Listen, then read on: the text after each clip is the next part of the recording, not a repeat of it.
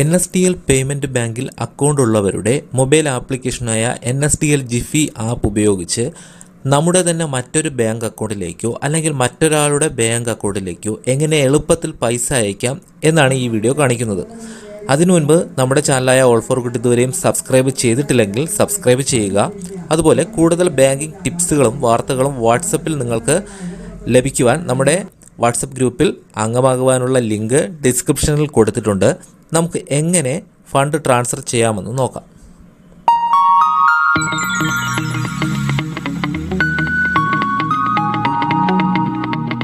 ആദ്യമായി നമ്മുടെ ഫോണിലുള്ള NSDL Jiffy mobile application open ചെയ്യുക. അതിനുശേഷം നമുക്കവിടെ 6 അക്ക MPIN അതായത് മൊബൈൽ പിൻ ഉപയോഗിച്ച് നമുക്ക് ആപ്ലിക്കേഷൻ ഓപ്പൺ ചെയ്യാം. അതിനുശേഷം നമ്മൾ ചെയ്യേണ്ടത് നമുക്ക് അവിടെ ഏറ്റവും മുകളിലായിട്ട് പേയ്മെൻറ്റ്സ് എന്ന് പറഞ്ഞ് നമുക്കവിടെ കാണാൻ സാധിക്കും. ഇതിൽ ഒന്ന് ക്ലിക്ക് ചെയ്ത് കൊടുക്കുക. അപ്പോൾ നമുക്ക് ട്രാൻസ്ഫർ എന്ന് പറഞ്ഞ് ഒരു ഓപ്ഷൻ നമ്മുടെ മുകളിൽ തന്നെ കാണാം.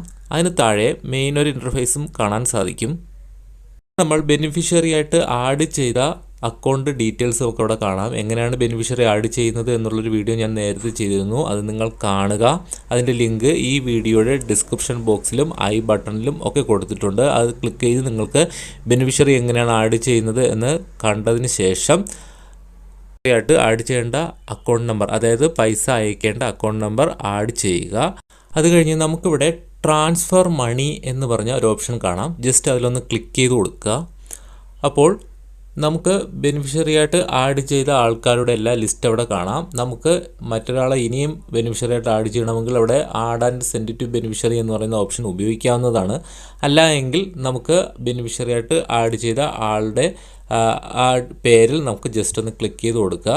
അപ്പോൾ നമുക്കവിടെ കാണാം അയാളുടെ പേര്, അക്കൗണ്ട് ഡീറ്റെയിൽസ് എല്ലാം വന്നിട്ടുണ്ട്. അതിന് തൊട്ട് താഴെ IMPS എന്ന് സെലക്ട് ആയിട്ടുണ്ട്. അത് കഴിഞ്ഞിട്ട് നമുക്ക് ഏറ്റവും താഴെ എൻ്റർ എമൗണ്ട്, അതായത് നമുക്ക് എത്ര രൂപയാണോ മറ്റൊരാൾക്ക് അയക്കേണ്ടത് ആ എമൗണ്ട് അവിടെ ടൈപ്പ് ചെയ്ത് കൊടുക്കുക.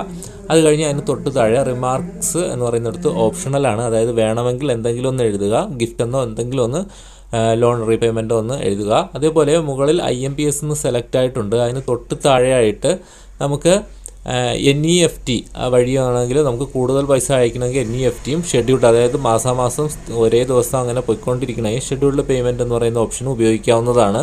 സെലക്ട് ചെയ്യാം. ഞാനിവിടെ IMPS ആണ് ഉപയോഗിച്ചത്. അതിനുശേഷം ഏറ്റവും താഴെ പ്രൊസീഡ് ടു പേ എന്ന് പറയുന്ന ബട്ടൺ ജസ്റ്റ് ഒന്ന് ക്ലിക്ക് ചെയ്ത് കൊടുക്കുക. അതിനുശേഷം നമുക്കവിടെ ഡീറ്റെയിൽ കാണാം, അതായത് നമ്മുടെ അക്കൗണ്ടും അയക്കേണ്ട ആളുടെ അക്കൗണ്ടും നമുക്ക് കാണാം. അതിനുശേഷം ഏറ്റവും താഴെ കൺഫേം എന്ന് പറയുന്ന ബട്ടണിൽ ജസ്റ്റ് ഒന്ന് ക്ലിക്ക് ചെയ്ത് കൊടുക്കുക.